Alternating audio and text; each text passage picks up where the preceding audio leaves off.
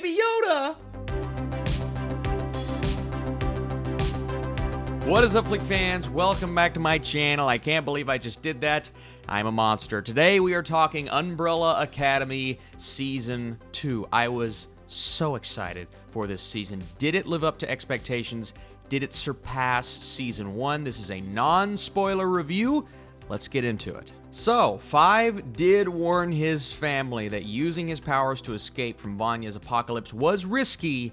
Well, he was right. So, this time jump that happened at the end of Season 1 scattered the siblings in time in and around Dallas, Texas, starting in 1960. Now the Umbrella Academy has to reunite, figure out what is causing this new doomsday, and how they are going to stop it. This is Umbrella Academy Season 2. Oh, and of course, a huge thank you to Netflix for providing this screener. The show drops Friday. Now, this is where the timeline begins to get interesting. So our characters are all thrown back in time to the 1960s, except like the summary says, they don't all end up in the same place. Not only the same location, but the same place in time. They're scattered throughout the years, and it's up to the Hargreeves family to find each other and fix this new problem. It feels like every time they get themselves out of one issue, there's something new that spawns. What are the origins of this problem? How are they going to stop it? And can they come together as a family after being separated, some of them for years? It is so interesting. I can't wait to dive a bit further into the actual timeline. I'm planning on doing a video later on this Friday. But in terms of keeping it spoiler-free, the Hargreeves family, they are not only back, they are better than they've ever been. And every character, while they're extremely similar to what they were in Season 1, they've had time, when we catch back up with them, to grow a bit more. I do want to pause real quick and say I was, for some reason, a bit nervous for this season. It's like the first season is lightning in a bottle. It's so rare you capture that kind of magic for something that maybe a lot of people weren't familiar with. I was aware of the Umbrella Academy. I just didn't know how creative and cool and fun it was. But Season 2 had me hesitant because it's like, can they do this again? Well, they're changing time periods. They're changing the situation, very much so. Bringing in new characters, bringing in old faces that you may recognize from Season 1, but doing it all in such a creative way to where they not only maybe even enhanced some of the story beats, but the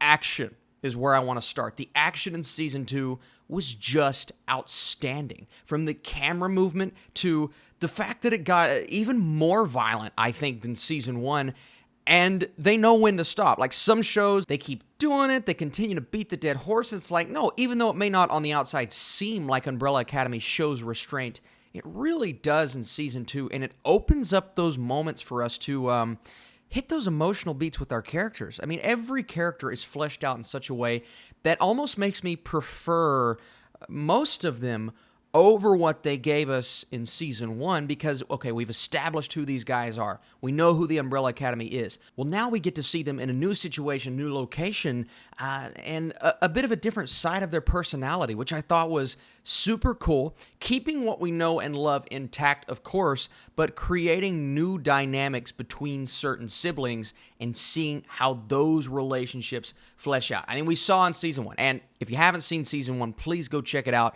So I guess I won't reveal huge moments from that season, but there was a lot of conflict between the family, especially between everyone and Vanya. And this time around, it's really hard to tiptoe around spoilers. Vanya is a much different character, or you at least see a different side of her this season. She was so innocent at the beginning of Season 1, just completely unaware of her abilities, and similar beats carry over into Season 2 for sure, but now she gets a shot at kind of a new life and a new situation that is something that I think all of these siblings dream of, and each of them are in their own somewhat happy, somewhat established situation when you join in at the beginning of Season 2. Whether it's Allison being a bit lost at first, but then kind of finding her purpose in this time period. And just a side note, I love how they just kind of throw you in on their lives, and then later on in the season, they catch you up to where they are. And I love the way that the story was told this season.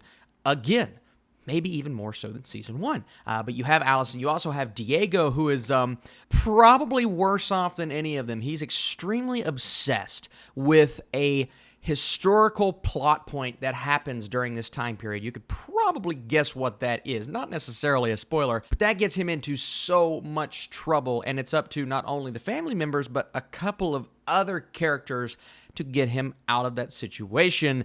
One character in particular that is introduced, and I just loved her and her presence, and a couple of twists within those new characters, within those side players that come around. You're not expecting them. Super cool. Luther is a bit broken down emotionally, even though he's kind of found what his calling is in this time period. You have Klaus, guys, and this was revealed in the trailer. He has his own cult.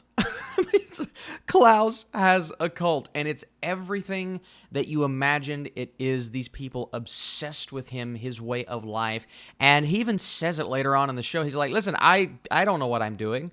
I thought I knew what I was doing at first, but now it's just like, I'm just doing it because people seem to believe literally everything that I say, and I thought that was fantastic. And of course, that relationship with Ben is still there. Number five is a player that I was super hyped for this season, and it paid off absolutely. You get some unexpected elements from his character and characters that he ends up meeting along the way, but there is one action scene in particular that I thought was fantastic. Same goes with Diego, who gets his chance to really show us what he's made of in terms of action this season. And from everyone. And in the first episode alone, you are thrown in with this awesome time-traveling montage. Maybe one of the coolest montages I've seen in a long time. Definitely this year. The music playing is rocking. It's fantastic. Obviously, you have a name like Gerard Way being the guy behind the comic. You expect it to have great remixes of certain songs, which I genuinely thought were super cool. And then the actual songs that play behind that montage at the beginning in particular. I'm telling you guys, episode 1, sometimes it takes a season to find its footing, but you start off with maybe one of my favorite episodes of the entire season, mostly because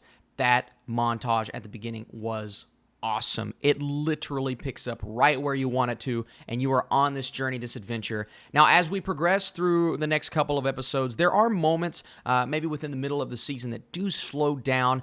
They're really focusing on the emotional beats. And at first, I was a bit divided, but eventually it sunk in. I'm like, they're giving us time with these characters. They're fleshing them out more so than they did in season 1. You're getting relationships, new characters that come into the mix, and one plot point in particular that has to do with Vanya that sets us up for what we get in the finale, in the final few episodes. A battle for the ages, so much fun, and maybe it doesn't hit the heights of some of the other battles that we see throughout the season, but by that point, you're just more invested in the characters, and you want to see what comes of that. Now, there is one moment in the final few episodes, and I said, I'm afraid of that, because if this character can do that, then it feels like it could be a sort of an easy problem solver from here on out, but then all of a sudden you realize, oh, maybe that's not the case. It's like every time I was to the point, I'm like, I don't know if I buy that. Something happens. It made me believe it. It happened all throughout the show, all throughout the series. And I have to say, guys, Season 2 of Umbrella Academy, if you enjoyed Season 1, I think you may even enjoy this more so. It doesn't quite have that, first time seeing this, first time meeting these characters magic, but that's what you get with an origin story. How often do you get something that is a sequel that capitalizes and then pushes that further? Not as often as you would think, but Umbrella Academy Season 2 manages to do that. Thank you guys so much for watching this spoiler-free review. I hope to have 2, maybe even 3 more Umbrella Academy videos this weekend when this series drops on Friday, so stay tuned. Be sure to smash that thumbs up button if you guys like these Netflix reviews. Hey, if you're new and you'd like to subscribe, come on over. I'd love to have you. In terms of a score, I have to go an 85% for Season 2 of Umbrella Academy. I just had a great time while watching. There are moments that are going to make you extremely emotional. Maybe they push the boundaries a couple of times, and some people will see that and be like, oh, okay, but it's all just so timely. It makes sense with where they are in their lives. And again, you just love the Hargreeves family. You love them. You love to root for them. And I can't wait to see your all's reactions and expressions when you hit those moments in Season 2. You guys the best. Thank you again for watching. Stay tuned, because tomorrow, a review for the brand new Transformers series, another early review on Netflix, and plenty more videos to come this week. I'll see you soon.